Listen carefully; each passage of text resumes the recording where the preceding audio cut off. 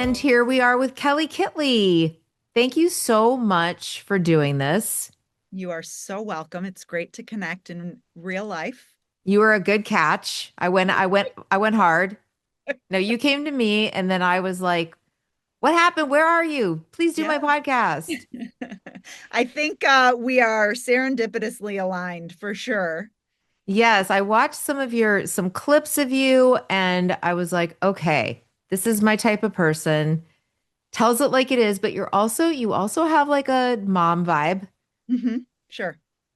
like a helper. Uh-huh. How did you tell me the whole story? Take me back. How'd you get into it? You have four Sure. kids. We got Yep. a lot in common. I can already Yep. tell. Yep. Give me your story. So I grew up above my parents' bar in Chicago, and I think that Nice. that's my story. There you go. Thanks, everybody. Yeah, and we're done. So I'm the oldest of five, and my parents were in the restaurant and bar business. And at a very young age, was just kind of drawn to people's stories. And there were certainly a lot of characters that came into the bar. There's a long family history of alcohol and drug abuse in my family of origin, and extended family. And so I was just always drawn to like people and stories and knew at a young age that I wanted to be a therapist. And a big part of that came from my own healing journey at, you know, 13 when I first started therapy with an eating disorder and having experienced childhood sexual trauma. And it was transformative for me. And I was like, that's what I want to do when I get older. But I had so many roadblocks along the way. And as a, you know, oldest of five, I was the caretaker in my family. So I feel like I was just kind of naturally drawn to that. And the parentified child as well. You know, two alcoholic parents, and to this day one is sober, one is not, and Which navigate. one? Which one is which? Mom is sober, dad is still actively using. They're in their 70s. And they were married for 20 years. My mom got sober and they got divorced. I mean, it wasn't that that clear. But that was kind of the unraveling of the marriage because they met in the bar industry. And so much of their life was based on that. Take me back though to so 13, you were getting treated for an eating disorder. Yes. What kind? All of it. Anorexia, bulimia, eating disorder, not otherwise specified because I didn't fall into a specific box. But But yeah, your parents were on it, it sounds like. 13, or did they know? Did you tell them? Did they see it? great question. No, they were kind of oblivious to what was going on internally for me. I mean, one of my dad's friends had sexually abused me, and I told my dad, and he said if it happened, then I should probably never go back there and didn't do anything about it. And I was 10 at that time. So that was my first experience of like, shove it down. We don't talk about this. And that's about when my eating disorder started. And a friend of mine actually told my mom that, years later, that she had noticed that I wasn't eating and that I was in the bathroom for a long amount of time, purging. And my mom was an advocate for therapy, but my dad wasn't. So she drove me, she took me. He didn't know. And then after a few sessions, the therapist said, I really want to see your family. So my mom dragged my dad in and my brothers and sisters. And my dad yelled at the therapist and said, "You are creating problems for my daughter," and stormed out of the room. So that was the end of that therapy. um, it was pretty traumatic all around, but like at that point this woman was advocating for me and somebody who listened to me and believed me, and I was able to continue individual therapy, but the family didn't continue. And really it was for them to know how to support me through that journey, and that just wasn't an option. So you kept going though. I kept going. Yeah. Mhm. So, and how long did you, I mean, eating disorders are tough. Oh, I mean, I've been in and out of therapy for 20 years. But the eating disorder piece, I didn't go into inpatient treatment. I saw a nutritionist and a psychiatrist and a therapist. But then I went to college and my parents got divorced. So I had some other issues that were, I just kept hopping around. Like, what can I use as a coping mechanism? So it went from like an eating disorder to binge drinking very quickly. Isn't it the way, I mean, you know, you're America's social worker. As isn't it the way of so many women though that I mean, I've just heard this from countless women. A lot of us start out as eating disorder girlies and then progress into the drinking and then sometimes go back to the eating disorder or sometimes, Mhm. Absolutely. did you read Addiction is addiction, right? right? It's like for me, I was always looking for something to fill or numb out. And um, look, I mean, anything I do is pretty obsessive. They're healthier now, but certainly that's kind of how my mind works in terms of finding something I like and I keep doing it. So Um, how did the drinking start out? Were you siblings drinking? Did you No, because find I it on was your the own? oldest. Yeah. Oh, So okay. just being in the bar industry, I couldn't wait to drink because I was like, what is this all about? And people were really fun and happy. And I was at a friend's house whose cousin had a party. I was in summer going into eighth grade and blacked out the first time I drank. I drank out of a red Solo cup and woke up in somebody's bed couple hours later and they were like putting rags on me and it was pretty scary. Uh but I had sworn off drinking for like a year after that because I was like, whoa, that wasn't fun. Um I did nothing in moderation, even drinking for the first time. I was like so excited to see what it would feel like. And I kept being like, I'm not feeling anything. I'm not feeling anything. And then it hit me. Isn't it funny? First time I ever drank was beer and it was a good time. Uh-huh. But this very second time I ever drank, same thing. Mm-hmm. Solo cups, punch out of somebody's bathtub and blackout Mm-hmm. bad. Yeah. Yeah. So I mean, you I do thought that's what you were supposed to do. I thought that's how you drank. Like you're supposed to forget everything. So like it wasn't a fun night unless I blacked out. I mean, I can laugh about that now, but it's so sad. I was so young. I have a daughter going into eighth grade, and I'm like, I would die if I found out she was drinking right now. Oh yeah. I mean, yeah. I was drinking in the ninth grade and I found out that my older daughter went to a party and there was alcohol ninth grade and she felt uncomfortable, wanted to come home, and I lost my mind about it. I was like, that is crazy. That is too, she is 14 years old. And I mean, it's funny because I was already binge drinking at 14 at her age. Mhm. Well, But I even was when like, my older kids go to parties, I'm like, so were people drinking? They're like, no, we weren't. We're not like you were when you were a freshman in high school. I'm like, okay. I mean, this generation doesn't seem to drink as much in my experience and opinion as much as they yeah, used. they do. You think so? Well, they do. Yes, they do. But you know what they do more of is weed. That's what I was gonna say. They're, the edibles. They love the edibles. Yeah. Uh-huh. I don't know for sure if it's better or worse or the same, but I mean, I guess better, but Right? they Are we doing a harm reduction model here or what?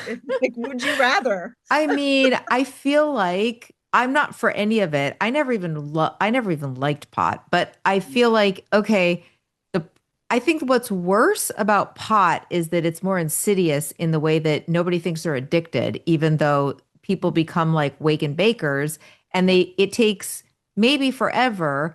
That just becomes a lifestyle and then they lean into like I just love weed like and it's acceptable in a way that it's not really acceptable to be like, I get drunk every night. It's so Yeah. cool. Like, Yeah, absolutely. so then it's harder to admit, to acknowledge that it's harming your life.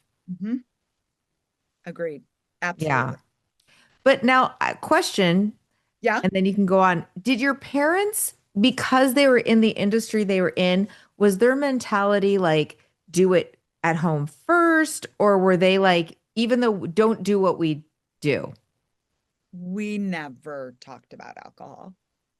Interesting. And so it was very, for me, I felt so I felt so ashamed of myself. And then there was one point my mom thought I was drinking and I wasn't. And I was like devastated because she was like, no, you were drinking. And I was like, but I wasn't. And we never talked about it. I mean, that was the hardest part. And she knew I was going to parties. And I say she because my mom was much more involved in my day-to-day life than my dad was, but was strict, like didn't want me going to the party at the friend's house whose parents were hosting, but everybody was sleeping there because it was safer. It was just like drinking was, you were a bad girl if you drank. And so I started talking to our kids at a very young age about alcohol and drugs, because I didn't have that knowledge and felt like it was so secretive. And I feel like my parents kind of snuck their drinking too. It was either like a big party or it was really quiet, there was no in between or moderation or gray area or anything. So as I do, and as I was kind of working through some eating disorder behaviors, I was drinking Southern Comfort because I thought like that was better than beer. So I was really blacking out in high school, because I went to hard alcohol right away. Same. I mean, besides keg parties, we were shooting the Southern Comfort, same thing, because I think because it was sweeter, even though it's all so strong. Uh-huh. We were drinking in bathrooms at like amusement parks. Hmm. We would sneak a bottle of something in with us. Yeah, I feel you. So this was high school. This was high school, yeah. And I vacillated between being an athlete and being in plays and being the good girl, and then the girl who just, I think I was so tightly wound, and then would be off to the races on the weekends and just like once I made a decision to drink, the wheels fell off. It wasn't like, oh, I think I'll have a beer or two at this party. It was like, I'm either not drinking at this party and I'm the designated driver and I'm like uber responsible, or I'm blacked out. There was no moderation. What was happening with your dating life at this time? I had a long-term boyfriend. I mean, he really was somebody who, I don't want to say saved me. That sounds so cheesy, but like my parents were going through a divorce. I was working through an eating disorder. He kind of like watched over me. He'd like make sure I got home okay. And weird now that I say this out loud, but yeah, he was like caretaking me. Did you feel like, I mean, given your background of being assaulted, Mhm. did you feel like the drinking helped you feel intimacy with him? No, because it was so different for me. Like the sexual abuse happened with somebody so much older than I was at a sleepover. He had a daughter my age. It was, he crawled in bed with us. He had a hard on, was like rubbing himself on me, and then came and then was like, okay, I'm gonna leave you. Like that, I don't even associate any kind of sexual anything with that experience. It was like a gross Okay. older man on me. The person that I was with in high school was very safe and I trusted him. And, that has been a theme in relationships for me, surprisingly enough. I mean, my husband is that way. Um, he was carrying me home from the bars too in our 20s and 30s, but, like I've dated really good men. Um, so it didn't really impact my dating life, or I wasn't sexually promiscuous or anything like that. Okay. Hmm. So you're drinking through high school, then Hmm. into your 20s, then you meet your husband, At my party parents' girl at your parents' bar. I was his Nice. bartender. Yep. Hmm. Okay. And he was at DePaul. He's an actor, and he would come in regularly, and we were friends. And then, probably after a year, we started dating. And he came from a family of five. There are five siblings. He has four sisters, and his family was like idyllic in terms of what my family wasn't, and had traditions and consistency. And they're a big Irish Catholic family. They drink, but they didn't there wasn't as much trauma in their life. And so that again felt like a very safe place for me. And I mean, my husband's and my relationship was all about drinking. And so when I stopped drinking, I thought the same thing was going to happen to my marriage. Oh, my mom got sober, my mom and dad got divorced. I was terrified that once I stopped drinking, that that would impact our marriage. Um, What and made it, you stop drinking? I want to hear that. Give me the uh-huh. nitty gritty. Well, I went from binge drinking in high school, college, my 20s, because then I'd marathon train in between these binge episodes and be like, I'm not drinking for marathon training. But then as soon as the race is over, I'd start binging again, and then I'd like vow to not drink again for 40 days of Lent or the month of January and had all these like rules around my drinking. But we moved to Santa Monica after we got married in 2004. He's an actor, I'm a therapist. There's one on every street corner. And we're just like hustling and, finding our way. And I think didn't really have jobs for the first few months of moving there, but had all this wedding money. So like we went out all the time. We talked about Shay J, or Shez J. I don't even know how you say JJ, yeah, it was Shay in, J. yeah, yeah. We talked about Yeah, that because it was in my book because I went there a lot yes, with my husband. Yeah, dive bar in Santa yes, Monica, yes. great place to drink, walking distance from a lot of stuff. Across the street from the ocean, there was like a railing I remember smoking cigarettes up against in like the parking lot or something that was attached to it.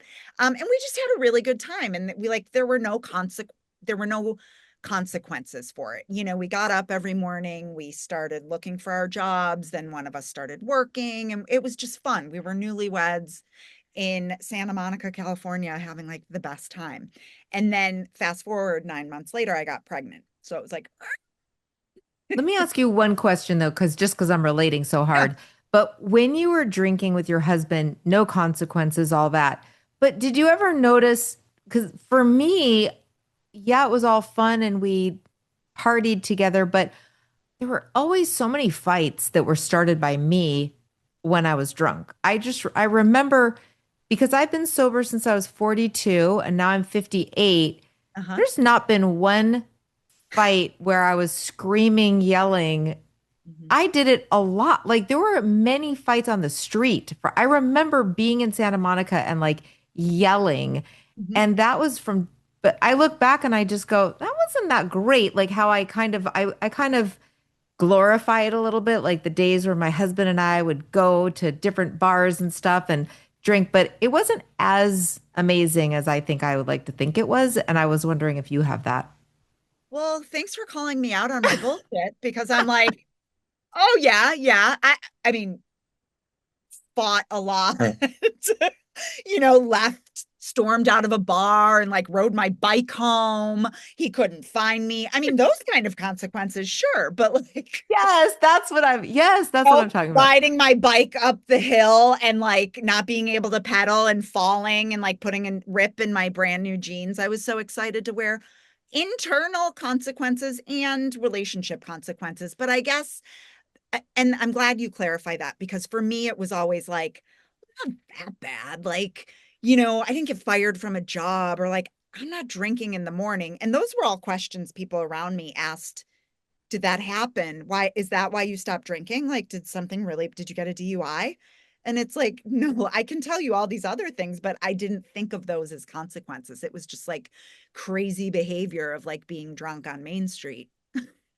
Yeah, same. And but I know that for me when I first got sober, my reason for getting sober seemed definitely big enough, but in my mind I compartmentalized that that's the re that my I guess I thought of myself as pretty high functioning for a Yeah, long time, even once I stopped drinking. And it wasn't until like doing some of the work of recovery that I was like, I wasn't that great. Like my yeah, behavior wasn't yeah, fantastic even absolutely. before I had kids, even before I really felt like I needed to be sober to be a functioning member of society. But way before that, I think Yeah. I did put a different spin on it. Like I'm just feel things more than other people. Mhm. Yeah, I'm just yeah. more emotional. I get mad, but like Uh-huh. that's just, I'm a passionate person. Yeah. I'm not Thanks. actually that passionate. Kind of Well, low look, key. I mean, yeah, what did you say, I Loki? said I'm kind of low key, like Loki. really, if you think Yeah. about it. I'm not Oh, I'm as not.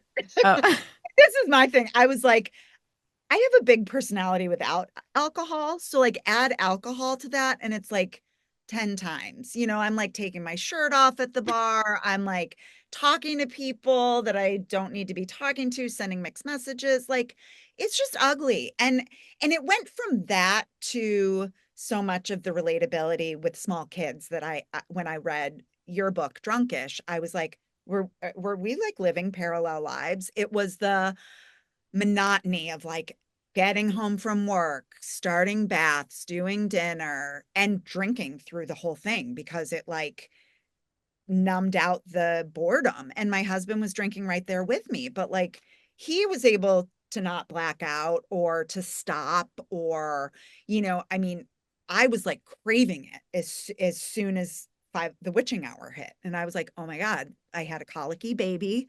I was breastfeeding. I wouldn't take an antidepressant for um, postpartum anxiety because it would get into my breast milk, but I could finish a bottle of wine and that was fine. Like, and I knew because I was a psychotherapist.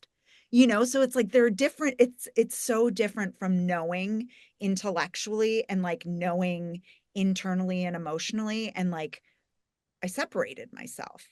It just the insanity of it. I studied drug and alcohol addiction in grad school, but like I didn't look like the people in treatment. I didn't lose my job. So now more of my education is alcohol use along a spectrum, right? Because it's not I don't drink or I'm homeless, which was such the stereotype for a very long time. It's like, okay, look at all this in between and how's it impacting your marriage, your relationship, your parenting, your job, your own sense of self. And if I would have looked at it from that lens, I probably would have stopped drinking way before I did.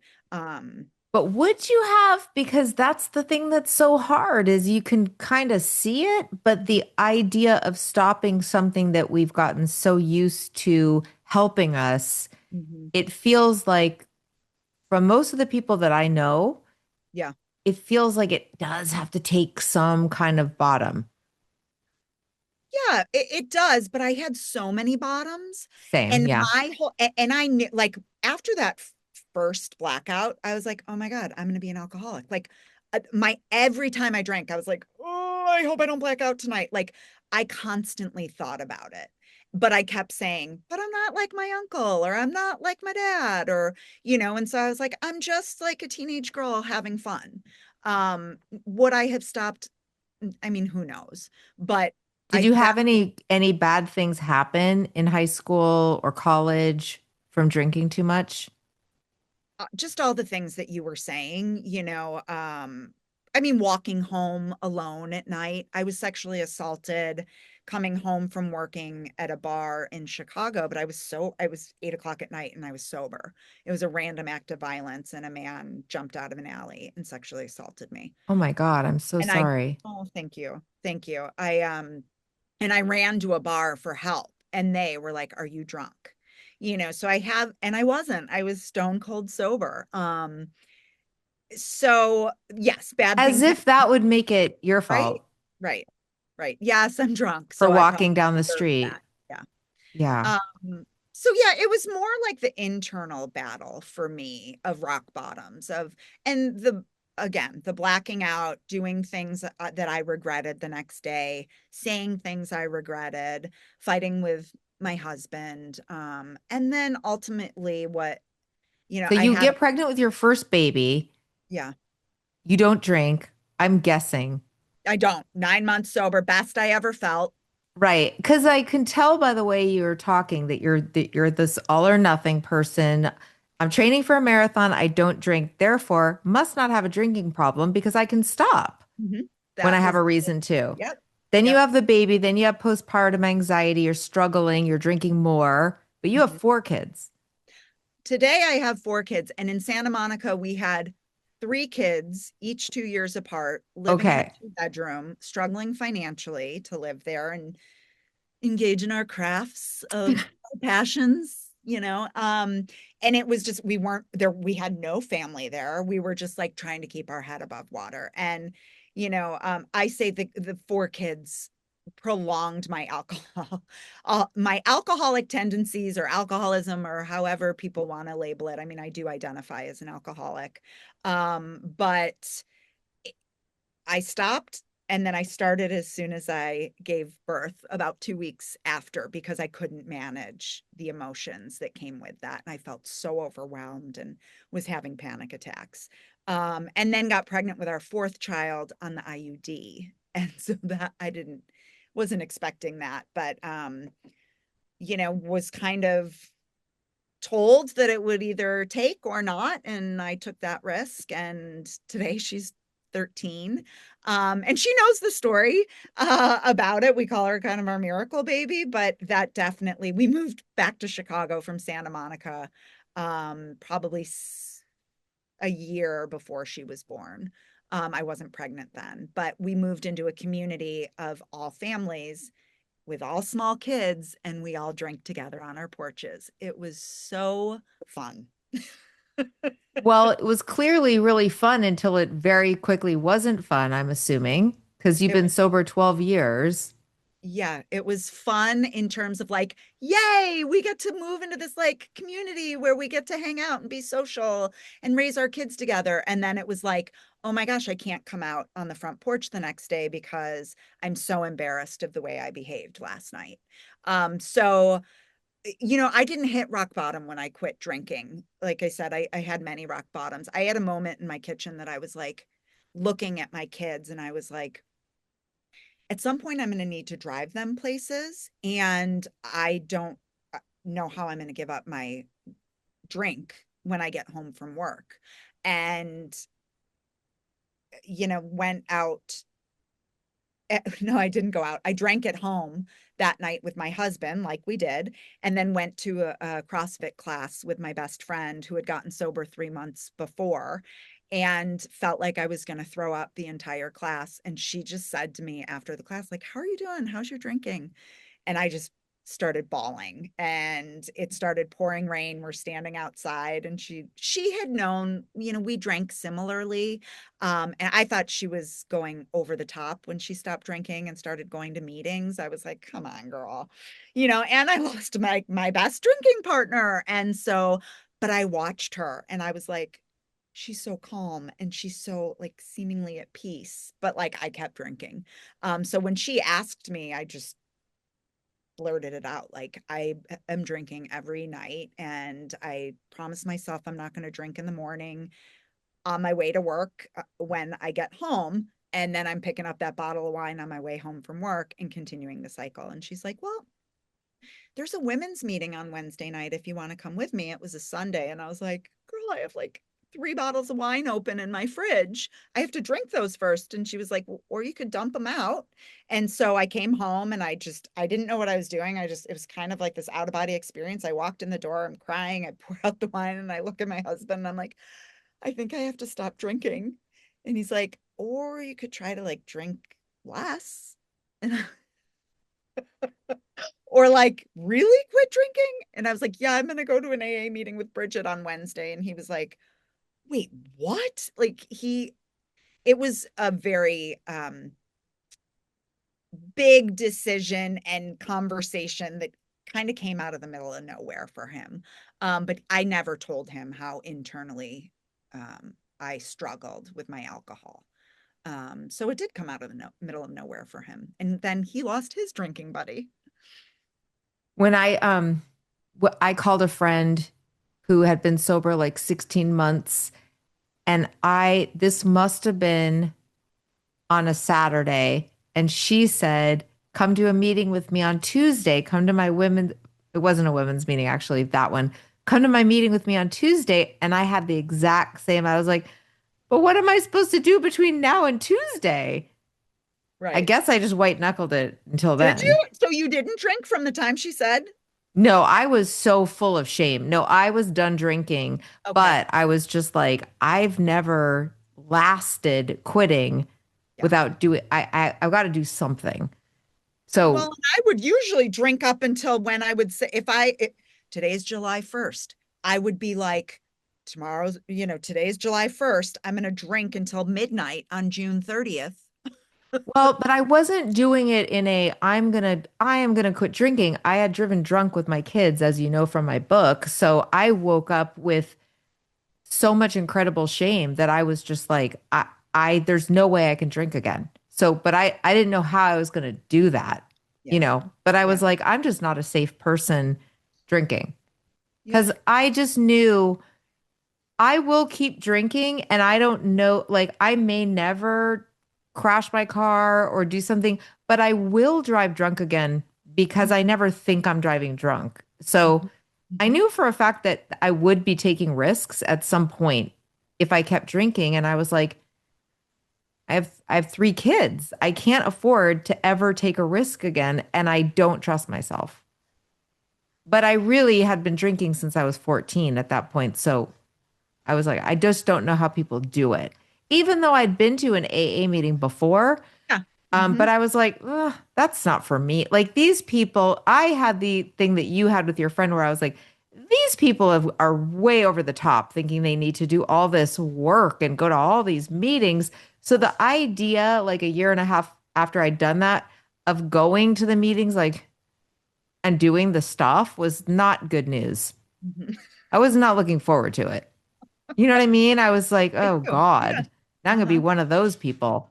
Yeah. See, I loved it because I was always a journaler. I loved like unpacking everything. I was like, said to my sponsor, so like, when can I do step 12? And she's like, Ready to slow down, help. slow down. You got to sit in your own shit for a while. I was like, okay, I'll write more journal entries. That's amazing. I was really excited to be a member of AA. Oh my God, I love that so much. Yes, I was not a joiner. So I was just like, I'm not hanging out with these people at Fat Burger and journaling. Like, I was like, what are they writing about all the time in their stupid spiral notebooks? Like,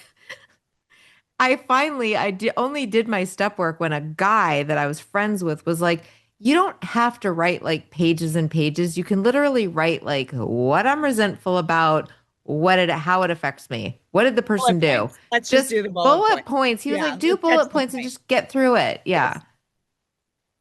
But you were like a page for each resentment. You're Oh my gosh, I was like taking notes during meetings, and then I was like, okay, this is too much. Like, I'm just extreme. I'm extreme. I either am all in or all out. And I you're work on it daily in my own recovery to like chill, but I get really excited about things. Okay, so you've got a new, no, yeah, you have a new baby. The fourth baby is only like a year old. I'm doing I math got in my sober head. when she was 11 Okay, months, when she 11 was, months old. Okay, so you got a new baby. And did you ever have this thought like that I've had many times, which is like, this was the worst timing to get sober? I had two 18-month-olds and a Mhm, 4-year-old. And I was mhm. like, man, I picked the wrong time to fuck up my life. Like, have to go to meetings all the time, like on nanny time. Like I'm trying to write a Oh, book. I got oh, um, screaming kids. Like I yeah. need to drink now more than I ever did in the past. Yes and no. I mean, I remember telling my dad I was like, I think I'm done drinking. Like, I just can't do it anymore. He's like, how the fuck are you going to raise 4 kids sober? I could barely do it drunk. And I was like, oh wait, is this a bad choice? But it was like I did not like the mom that I was. I was just like irritated, irritable, snappy, like not wake, I mean, I had moments where like my kids would try to wake me up in the middle of the night because they had a bad dream and like I couldn't get up, and it was just I swore I wasn't going to be like my parents, and here I was, just like my parents. And my parents weren't very present physically or emotionally for me. We go to all of our kids' games for sports now, and I was like, I think they maybe went to one and showed up at halftime, like for basketball. They're just it was different. And once I started noticing the driving with the kids, after I had been at a friend's house drinking and things like that, I actually was like very relieved to give it up. I was like, okay, now. So your husband was surprised and like you're overreacting, just drink less. Hmm. And you're like, I can't. I've tried. Did, Hmm. did you? I mean, you must have gone through periods where you were like, I'm going to moderate, and then you couldn't. I tried Okay. everything. Yes. Yes, you didn't jump right to like, I'm quitting entirely. You No. tried. Moderation management of every January saying, I'm going to give up drinking this year. But I never thought I would give it up completely. It was always like dry out, get clean, don't drink as much. I'd count, I'd write down, I'd go from, wine to then I would start drinking tequila because it was like an upper for me. So I'd like do laundry and I like read so many books to the kids at bedtime. And, like I tried everything. And I didn't know if I was going to stop drinking when I told my husband that. I was like, I'm going to go to a meeting and I'm going to see what it's like. Of course, I had been to AA meetings before for grad school to do my research. And then when I was 21, I went to my first AA meeting down the street from my parents' bar and was like too young to, I didn't relate at all. And, um, and yeah, I went there and I was like, oh, these are all women. Most of them are moms, and they're telling me like how they don't drink at weddings or like Cubs games or like all these things that I was like, how do people do that? And I was like, oh my gosh, they're like teaching me how not to drink. So it once I went, I was like, okay, I'm gonna do this. I'm gonna do this. And I didn't know if it would stick, but I went to a Sunday morning meeting every Sunday for like 2 years at 6:30 in the morning. And my husband took the Sunday shift with the kids and they called it morning movie. And I went to my meetings and I just kept piecing it together. And then I was like, wow, this is really cool. And then like my brother got sober. And then like it Really? yeah, so my best friend, two of my best friends and my brother are sober, and we're all within a few years of each other. So the one best is the one you're the girl that okay, the first one, Yes. she's your was one of your best friends Yep. and Yep. she got you in and then you Yep. got somebody in after you? Yep. My brother. Yeah. But two best friends you said. Yeah. And then my other best friend came in a couple years after me. Yeah. So I say I'm like sandwiched in between them. And it was a ripple effect, and the friend that got sober after me said the same thing. Like you just seemed calmer and like more just confident and present. Um, she noticed a change. So how did it stick? How was it different when you started going to meetings? Did you stay with meetings? Do you still go?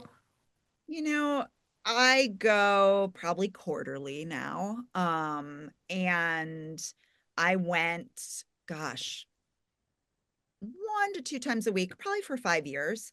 And then it was less, and I built my own community of sober women, and would have coffee with them, and didn't go to meetings as much. It was the community because for so much of my life, I was quiet. I white knuckled. I didn't tell anybody, like, I'm not drinking for this month. I'm doing an experiment. And I always felt so alone. So once I started connecting with other people who were sober, it changed everything. I didn't know anybody who was sober other than my uncle, for most of my life. And then my mom, but she didn't talk about it or like go to meetings or anything like that. So I wasn't sure how to do it other than just like, don't drink.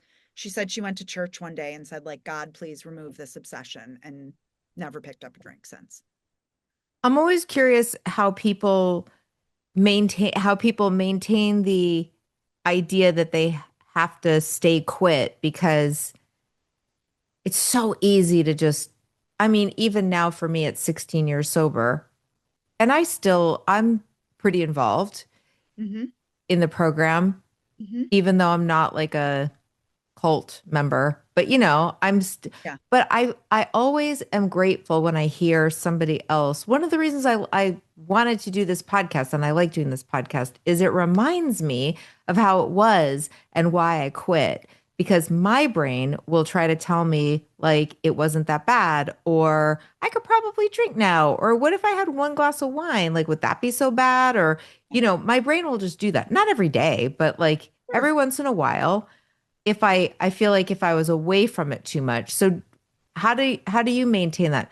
Because you work in the field, do you think you're reminded of it all the time? You I talk wrote a about book it? about it. I made a movie about it. I mean, I talk about it all the time. Most of the people in my life are sober, minus my husband and his extended family that we're going to stay with for a week. um, but it is, I think it's just continuing to do the work and to be connected to other people who are also sober and in recovery. And I went from like, during COVID, there were a lot of online options, and there's this wonderful organization called She Recovers that was started by uh, Dawn Nickel and her daughter Taryn Strong. I've And heard of that. they are wonderful, and it is all women or female identifying people. And it's all online, and people are from all over the world. And they would get together once a year for different retreats or conferences and things like that. But yeah, I know if I drink again what it looks like. And I hadn't I just started drinking NA beers. Like that was never a thing for me because in AA it was like no, like I followed the rules and I'm not a rule follower, but I was so scared I've of never heard of that rule in AA. AA doesn't really have any rules. that's well, thank you for correcting me on that. Maybe that was the way I heard it, but it was like the memory of picking up a drink, the taste could be very triggering. At least I Hmm. heard that it's not AA, it was my Like, sponsor. don't You know, go in a barber shop if you don't want to get a haircut is kind of the yes, yes, feeling, yes, right? Okay. I could yes. see a sponsor telling you that, but It's I just not an don't want to scare anybody no, off thank who's like thank thinking about trying 12-step meetings. There's no actual rules. There are no rules. You're absolutely right. Let's be specific. Yeah. Absolutely no rules. But I remember thinking about mocktails too, and my sponsor was like, don't make something in a wine glass because that could trigger your memory of, yeah. I That's mean, maybe it's crazy. my sponsor She was then. too Really strict. strict. She was very strict. So now I love like a good NA beer when I'm at a party or something like that. Anyway, I digress. The point is, um, I had an experience I haven't had in a really long time a couple weeks ago when I was driving my son to a travel basketball game in a different state. And it was just he and I that were going to be staying in the hotel. And I had just had like a really shitty week and nothing in particular that happened. I wasn't thinking about really anything. And then I'm like driving to the hotel and I had this strong urge of like, I could drink tonight. And he'll be at practice and it wasn't I could have one or two drinks and nobody would know. I played the tape forward. I was like, "Oh yeah, and then my husband will have to come pick me up because I'll be too hungover to drive home." And right away, I called my mom, I called my best friend, I called my brother, and I was like, "Remind me of the reasons it's not a good idea to drink."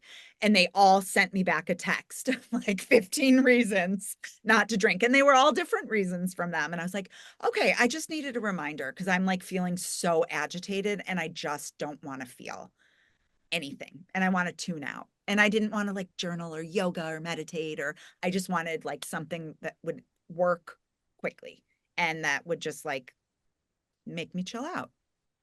So tell me about what before we wrap this one, and Yeah. we're going to do a bonus with you for all of the listeners, where we're going to give some advice where you're going to put on your professional hat Mhm. from working with addicts, and we're going to give some advice, professional advice, not from me because I'm not a professional, but um, tell me about like what you're doing, the book, how Sure. you made a movie.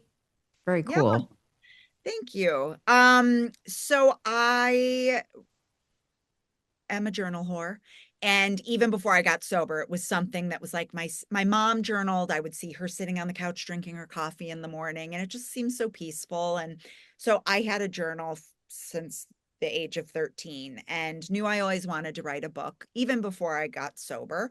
And probably year or two into sobriety, I was cleaning out the basement and I found all these journals. And I was like, oh, that's weird. And I like went through the themes from the time I was 13 until the time I was 30 were the same, about like wanting to be less perfectionistic, wanting to feel more at peace, wanting to drink less, just all these themes. So I like went and highlighted them and then started just writing a book as we do. And ended up self-publishing it on Amazon and remember trying to find somebody in PR to represent me. And it was like somebody quoted me like $10,000 a month or something to be my PR rep. And I was like, Oh, they're crazy. I couldn't, I was like, well, there's no way. And people are like, well, I didn't have any social media, nothing. I was just like, oh, I'll write a book and like maybe somebody will buy my book. And then I'm pretty scrappy. And so like I started looking on LinkedIn and finding different ways to pitch, getting on platforms to let people know about my book.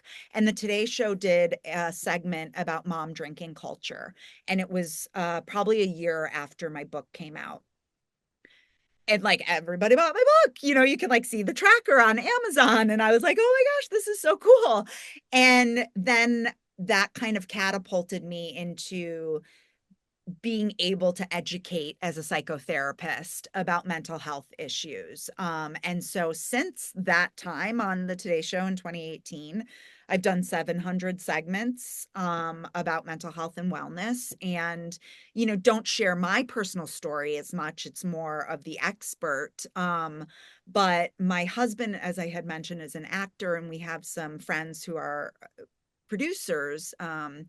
And had partnered with them to create a short film, so that I could use that film as an educational tool for my speaking engagements. And so that experience was tremendous. I mean, a couple of people who worked on the film got sober through the process. It was just incredible. And I mean, both the husband and wife, David and Adria, it's Tarleton Dawn Productions, produced, directed the film. Adria adapted a piece of it from my book. And yeah, so now, I mean, I make my money by seeing clients. I own Serendipitous Psychotherapy. So I'm in this soundproof room all day in my basement, doing Zoom therapy. I was in person before COVID hit, but then everybody went virtual and wanted to stay that way. So I'm busy schlepping my kids around. I have a kid in college, a daughter going into senior year of high school, son going into sophomore year of high school, and a daughter going into eighth grade. And wow, I thought the younger years were hard. Now it's like big people problems, adult stuff, navigating, talking about drinking and drugs and relationships and sex and all of that. And I'm like, if I wasn't sober, I mean, I'd be foggy. I just, the impact that I would have had negatively on them. So they keep me sober. My relationship with my husband, that has grown tremendously over the years, keeps me sober too. They're my why. But me too. I just like myself better and I can live in my own head better, not drinking. So where can we watch the movie? Can we? Yes, it's on YouTube. It's called Gray Area. Okay. And I made it public once we went through the film festivals and everything. It won 12 awards for social change. Wow. So that was awesome. And now anybody can view it, and it's just a resource. My hope is that somebody sees their self in the story, and or their partner, or I mean, it's not funny. It's a heavy short film. But as you know, it's very expensive to make series and movies, and one-stop shop, one girl who just kind of tries to make things happen. And so we do need to find a way to talk about how she gets sober, and how the woman who plays me, or a version of me, what was her solution? It's dark and you see what happened and how she her decision to stop drinking, but we need that last piece. So I'm Right, in the right. market to make a series or a feature. So if you know anybody or anybody listening, my email is kellykitley@gmail.com. Okay, perfect. And the book is Myself. The Yep. movie is Gray Area. Yep. The therapy company is Serendipity. Serendipitous psychotherapy. Serendipitous. Uh-huh. And you're in Chicago, so you have to Yes. be License. Yeah, you yeah. have to be local. Or but I do speaking engagements everywhere. So come on. Perfect. Well, thank you so much for sharing your story. And everybody come back tomorrow because we're going to do a bonus that's going to be amazing, even though we haven't done it yet, but I can already tell. All right. Thank you so much for your time and for coming on and sharing your story You are so with the welcome. listeners. Okay. Bye. Feeling like life is good.